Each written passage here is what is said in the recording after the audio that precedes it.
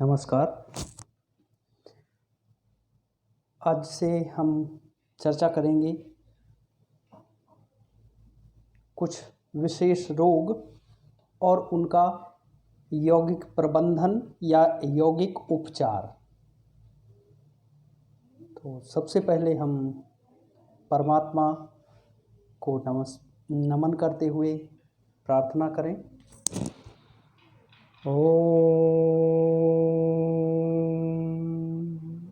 पूर्णमदः पूर्णमिदं पूर्णात् पूर्णमुदच्यते पूर्णस्य पूर्णमादाय पूर्णमेवावशिष्यते। ओम शांति शांति शांति। नमस्कार।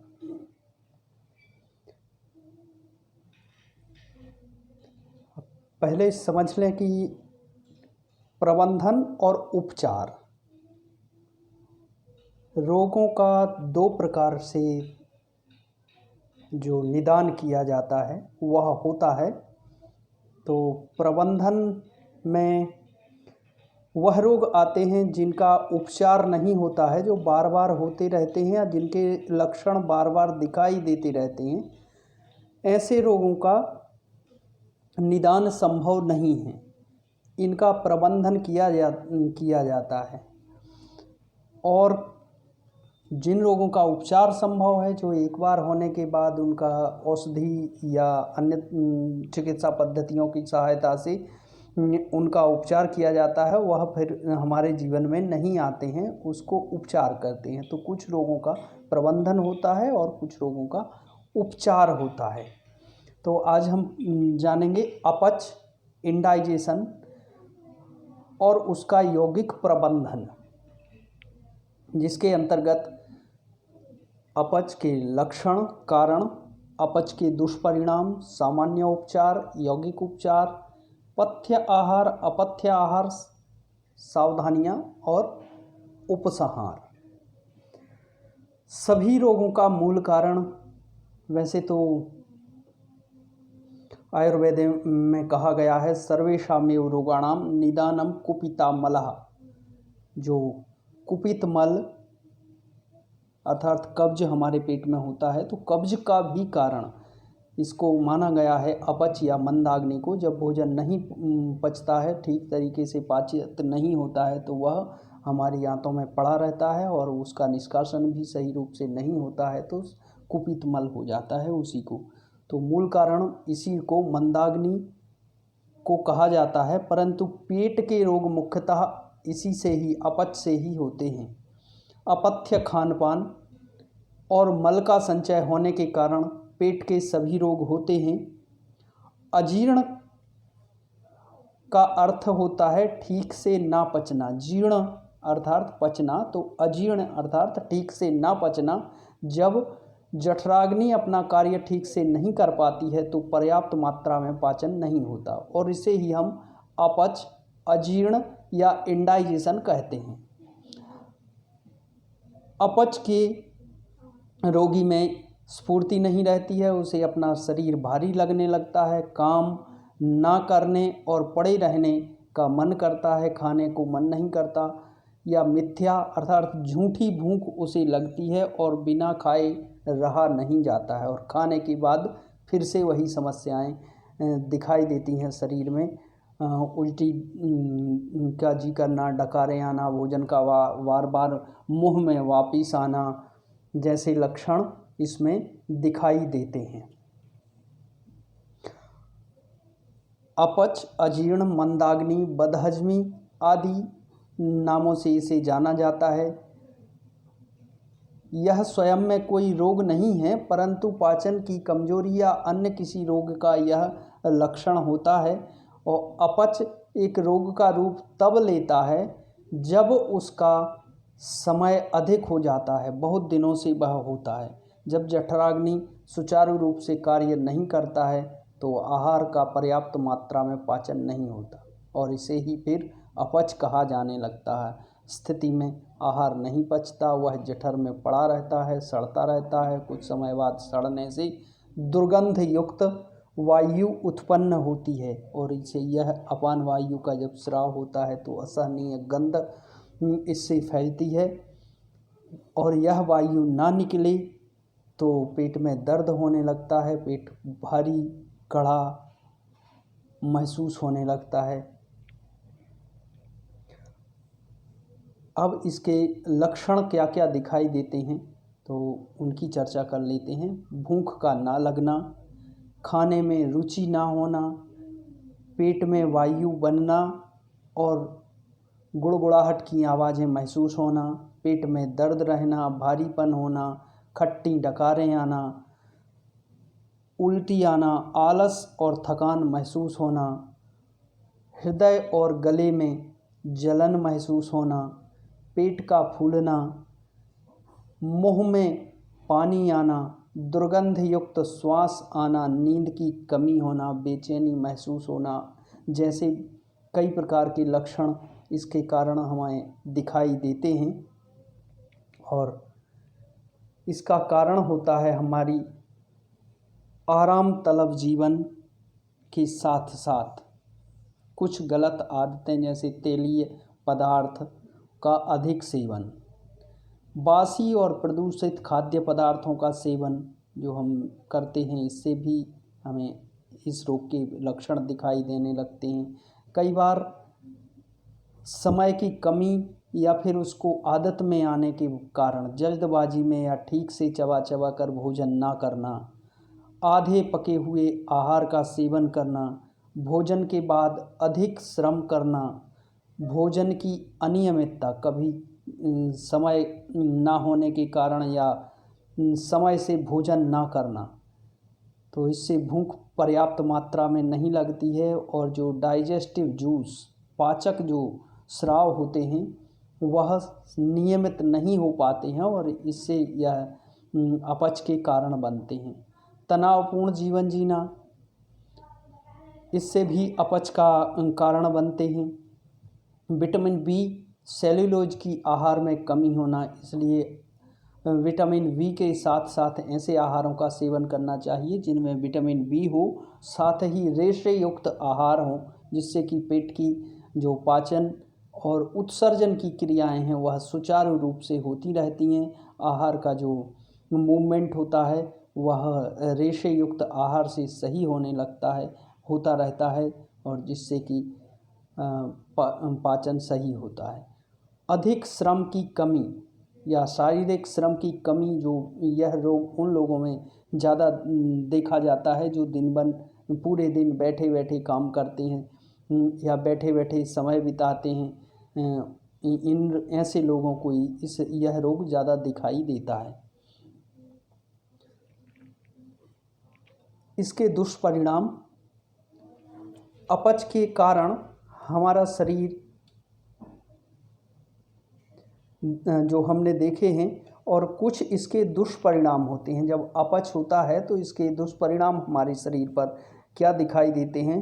सबसे पहला तो सिर दर्द होने लगता है, हमारे सिर में कहीं ना कहीं दर्द होने लगता है, साथ ही पेट में दर्द होता है, कब्जियत महसूस होती है, पेट साफ नहीं होता है या कई बार दस्त लगते हैं, बार बार जाना पड़ता है, फिर भी ऐसा महसूस होता है कि अभी हमारा पेट साफ नहीं हुआ है। हृदय की धड़कन का तेज हो जाना, पेट अफरा महसूस होना, पेट में जो हमारा पेट है वह भरा हुआ महसूस होना, अरुचि, चाहे वह खाने में हो चाहे किसी काम में मन न लगना, आलस आना, बेचैनी रहना, कहीं भर भी, क्योंकि इसमें वात प्रभावित हो जाता है और शरीर के कोई अंगों में फड़कना महसूस होने लगता है। जो मल त्याग की इच्छा है वह बार बार होती है, परंतु पेट साफ नहीं होता है और इसके साथ ही पेट में वायु या गैस बनने लगती है और वह दुर्गंध युक्त गैस निकलती है, या ना निकलने पर भी पेट में दर्द होता है, पेट कड़ा हो जाता है, भारी हो जाता है। ऐसे जो इसके दुष्परिणाम हमें दिखाई देते हैं और बहुत दिन तक इसके रहने से कई गंभीर रोग होने की संभावना शरीर में आने लगती है। उपचार की जो बात करें तो पहले सामान्य उपचार किन किन बातों का हम ध्यान रखें तो हमें इस रोग का लक्षण दूर होंगे या इस रोग से हम बच जाएंगे। तो सबसे पहले आयुर्वेद का एक जो सूक्ति है या वाक्य है उसमें कहा गया है अजीर्णे भेषजम वारी। जो अजीर्ण की औषधि है वह पानी है। पानी पर्याप्त मात्रा में पिया जाए तो अजीर्ण की इसको उत्तम औषधि माना गया है। और इस ऐसे या पेट से संबंधित रोगों में पानी सुबह सुबह पानी पीना और ज़्यादा लाभकर होता है। गुनगुने पानी का सुबह सेवन करने से पेट से संबंधित रोगों में लाभ मिलता है। साथ ही फिर भी यदि समस्या महसूस होती है तो गुनगुने पानी का एनिमा देना भी लाभप्रद होता है। कटी स्नान लेना, गर्म और ठंडे पानी की पट्टी पेट पर रखने से भी लाभ महसूस होता है। मिट्टी की पट्टी लेना भी इसमें लाभकर होती है। और सामान्य व्यायाम में टहलना, सैर करना इस प्रकार के रोगी के लिए हितकर होता है। मुख्य रूप से जो बैठे बैठे के जिनका बैठे बैठे का काम होता है, पूरे दिन बैठे बैठे काम करना या आराम तलब जीवन जो बिताते हैं, उन लोगों के लिए लगभग 1 घंटे का शारीरिक श्रम या फिर संचरण जो वॉकिंग कहते हैं वो करना इस रोग के लिए लाभकर होता है।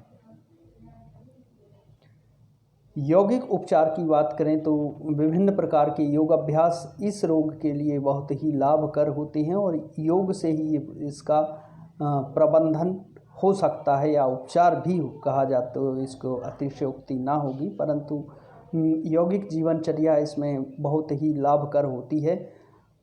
सबसे पहले योग की शुद्धि क्रियाओं की बात करें तो कुंजल वमन इस रोग में बहुत लाभकर होता है। कपालभाति और अग्निसार की क्रिया भी इसके लिए लाभदायी होती है।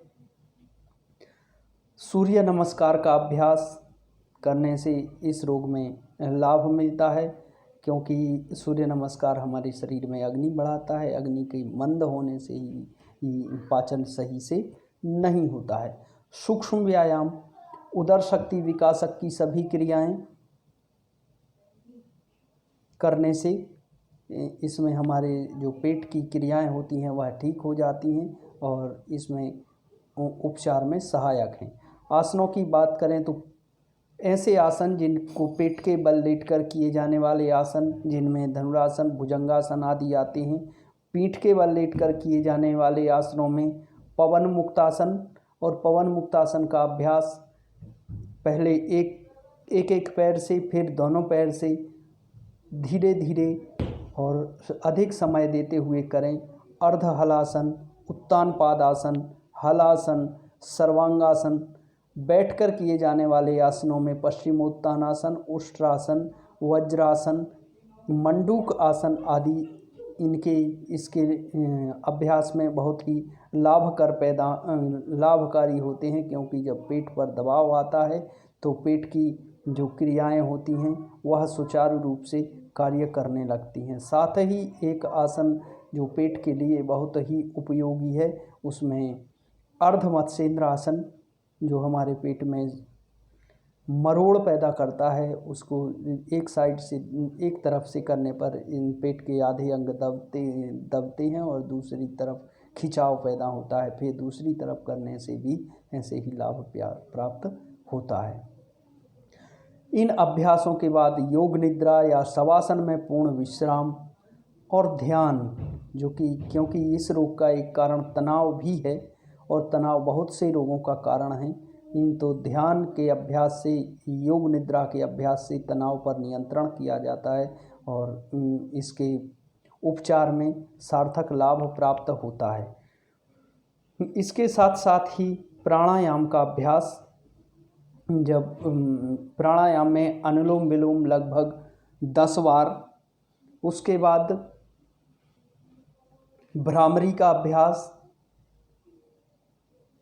और इसके साथ ही भ्रामरी का अंत में लगभग भ्रामरी का और भ्रामरी से पहले भस्त्रिका प्राणायाम का अभ्यास करने से भी लगभग 10-10 बार करें। 10 बार नहीं तो भ्रामरी और भस्त्रिका और भ्रामरी का 5-5 बार अभ्यास करने से इस रोग में लाभकारी होता है। और उसके बाद ध्यान जरूर करना चाहिए। ध्यान के अभ्यास से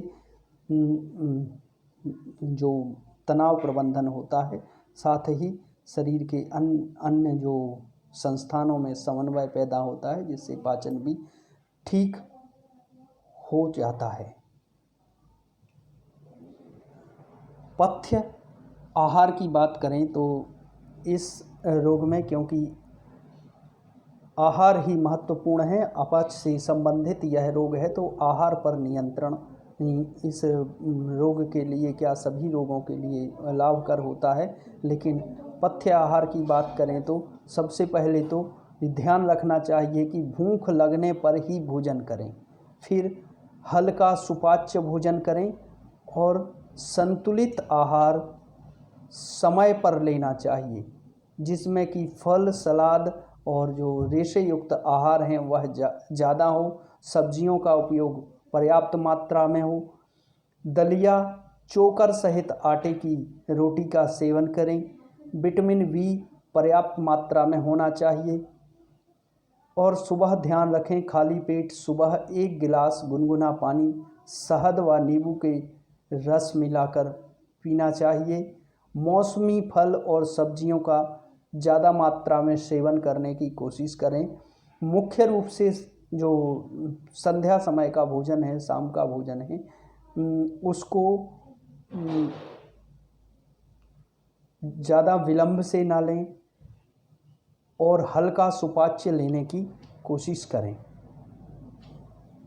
अपथ्य आहार पर बहुत ज़्यादा ध्यान देने की बात होती है। अधिक तेल युक्त तला और मसालेदार भोजन ना करें। बासी, अधिक समय का रखा हुआ और दूसरी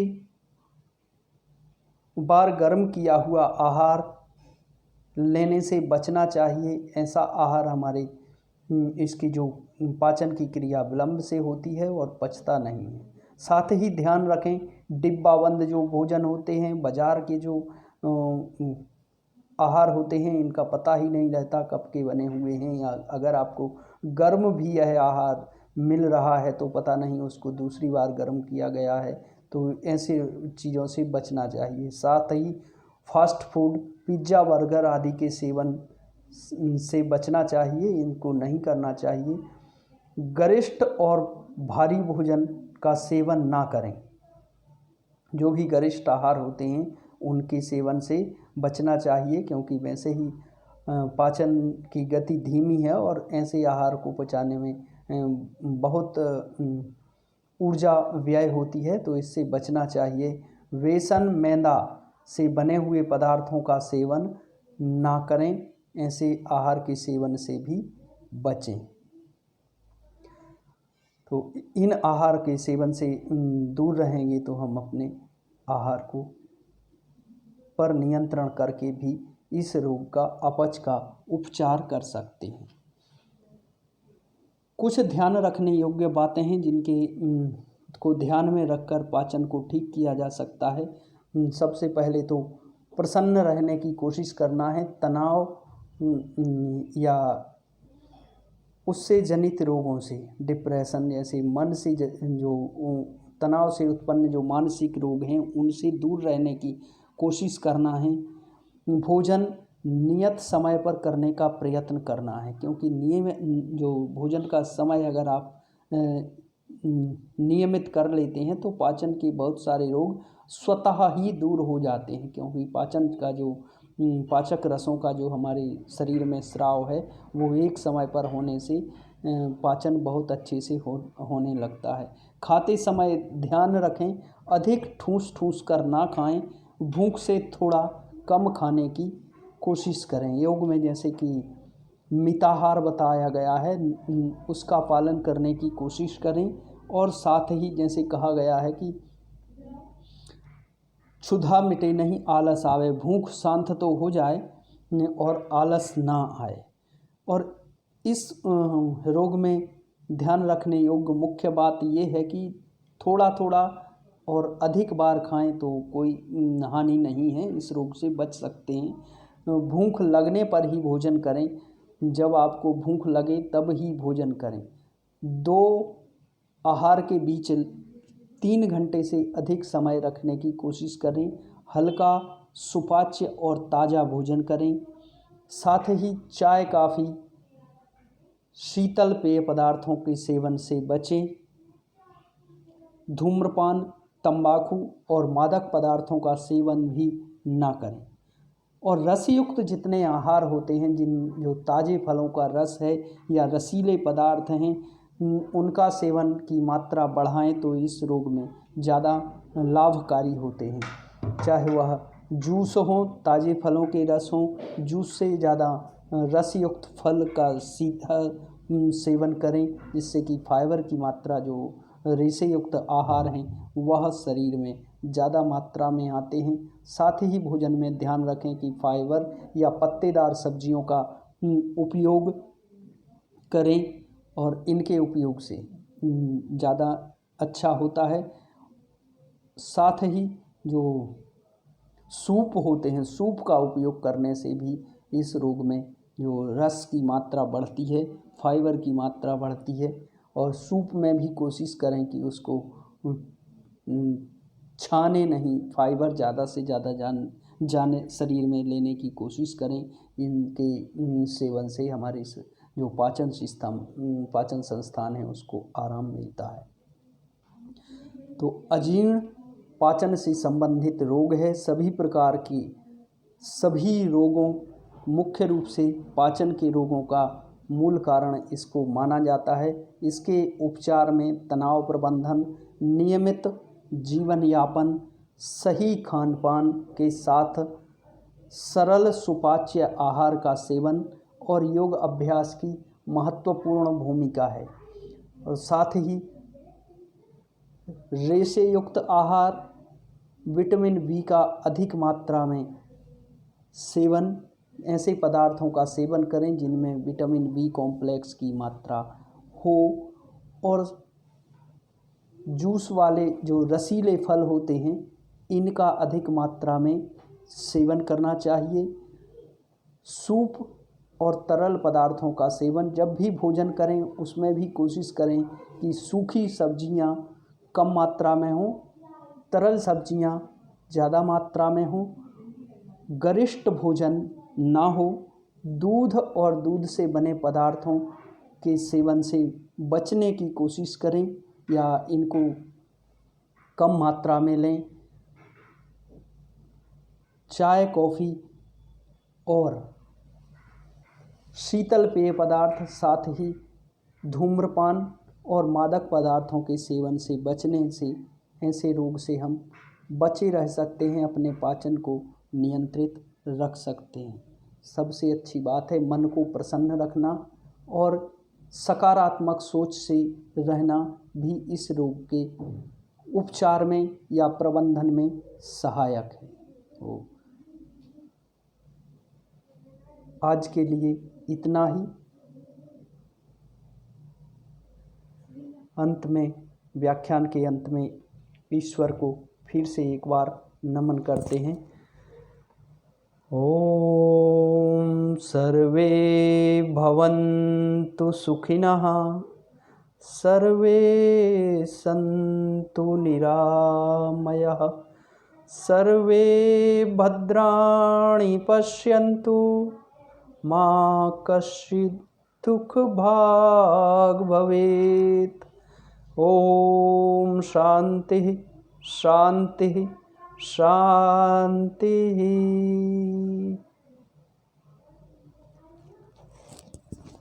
नमस्कार।